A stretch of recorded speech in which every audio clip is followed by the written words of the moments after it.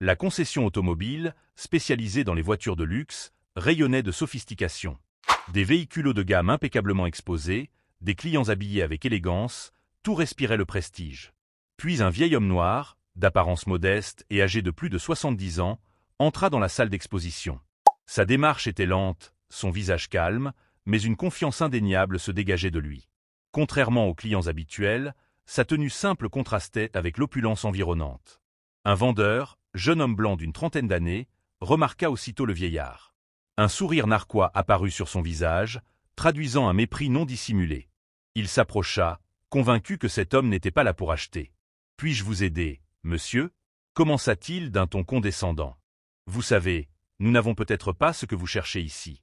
Il existe des modèles plus abordables dans d'autres concessions. » Le vieil homme ne répondit pas immédiatement. Son regard, empreint de sérénité, déstabilisa légèrement le vendeur, qui insista. « Je crois que vous vous êtes trompé d'endroit. Ces voitures sont destinées à des clients capables de payer leur véritable valeur. » Le vieillard, toujours calme, esquissa un sourire avant de répondre doucement. « Je sais pourquoi je suis ici. Peut-être que je ne suis pas votre client habituel, mais je reste un client. » Le vendeur éclata de rire, manifestement amusé par ce qu'il percevait comme un défi. « Vous êtes sérieux? Vous ne pourriez même pas acheter un pneu de ces voitures. Allez ailleurs si vous cherchez quelque chose de plus abordable. » Ignorant ces paroles, le vieil homme s'approcha d'un véhicule exposé. Il tendit la main pour toucher la carrosserie, mais le vendeur, agacé, se précipita pour l'arrêter. « Ne touchez pas à ça. Ces voitures ne sont pas pour des gens comme vous. » Le vieil homme s'arrêta net et répondit avec fermeté. « Je sais qui je suis. Mais toi, jeune homme, tu devrais apprendre à respecter les autres. » Le vendeur, visiblement irrité, haussa le ton. « Du respect? Je vais vous montrer ce qu'est le respect. Vous n'avez rien à faire ici. » Le vieil homme, sans se départir de son calme, le regarda droit dans les yeux. « Ce n'est pas à toi de décider où je peux être ou non. Mon argent vaut autant que celui de n'importe qui. » Sur ces mots, il sortit de son sac une carte de crédit prestigieuse et la posa sur le bureau avec assurance. « Maintenant, montre-moi ce que tu as de mieux. Et si tu continues avec cette arrogance, je prendrai mon argent ailleurs. » Un silence pesant s'installa. Le vendeur, déconcerté, hésitait. L'air confiant du vieil homme l'avait pris au dépourvu. Il finit par capituler. « Très bien, monsieur.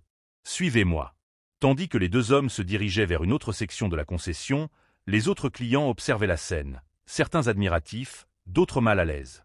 Le vendeur, transpirant de nervosité, tenta de regagner contenance. Il montra un modèle exclusif, réservé aux clients les plus fortunés. « Voici notre modèle phare. » Le vieil homme observa calmement la voiture, puis tourna les yeux vers le vendeur. « Ce n'est pas cette voiture que j'achète. C'est la leçon que je te donne aujourd'hui. N'oublie jamais, l'arrogance ne mène nulle part, et les apparences sont trompeuses. » Il se détourna, prêt à partir, mais s'arrêta à la porte pour ajouter. « Respecter les gens, peu importe leur apparence, c'est ça qui compte. » Réfléchis à cela. Puis il quitta la concession, laissant derrière lui un silence lourd de réflexion. Le vendeur, mortifié, comprit ce jour-là que la véritable valeur d'une personne ne résidait ni dans son apparence ni dans sa richesse, mais dans sa dignité et son humanité. Le vendeur resta figé, incapable de bouger ou de prononcer un mot. Le poids des paroles du vieil homme résonnait dans l'air. Les autres clients, jusqu'alors simples spectateurs, échangèrent des regards pleins de réflexion. Certains murmuraient à voix basse, impressionnés par l'aura calme et autoritaire de cet homme qu'ils avaient d'abord sous-estimé. Le responsable de la concession, alerté par les événements, fit son apparition. Il s'approcha du vendeur, visiblement agité, et demanda des explications. Le jeune homme tenta maladroitement de se justifier, mais son ton tremblant et ses hésitations trahissaient sa culpabilité. « Qu'est-ce qui s'est passé ?» demanda le responsable, méfiant. Un des clients, témoin de la scène, intervint. « Ce vieil homme était ici pour acheter une voiture, mais votre vendeur l'a traité avec un mépris injustifié. C'est honteux. » La vérité éclata au grand jour, et le responsable, furieux, adressa un regard sévère à son employé. « Vous savez ce que notre politique dit. Chaque client doit être traité avec respect. Vous venez de nous faire perdre un acheteur potentiel et, pire encore, vous avez terni notre image devant tout le monde. » Le vendeur, la tête basse, balbutia des excuses maladroites. « Je pensais. » « Vous avez pensé ? Non, vous avez jugé, et c'est inacceptable, » le coupa sèchement le responsable. Pendant ce temps, le vieil homme, à quelques mètres de là, montait calmement dans un taxi. Il observait la concession dans son rétroviseur avec une expression paisible, mais déterminée. Pour lui, l'incident n'avait jamais été une simple confrontation. Il avait semé une graine, celle d'une leçon de vie. Dans les jours qui suivirent, l'histoire fit le tour de la concession.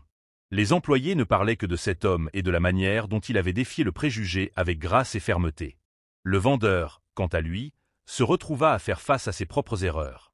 Après une mise à pied temporaire et une réflexion imposée par la direction, il décida de changer. Il comprit que chaque client, peu importe son apparence, méritait respect et attention. Avec le temps, il devint l'un des meilleurs vendeurs de la concession, connu non pas pour ses résultats,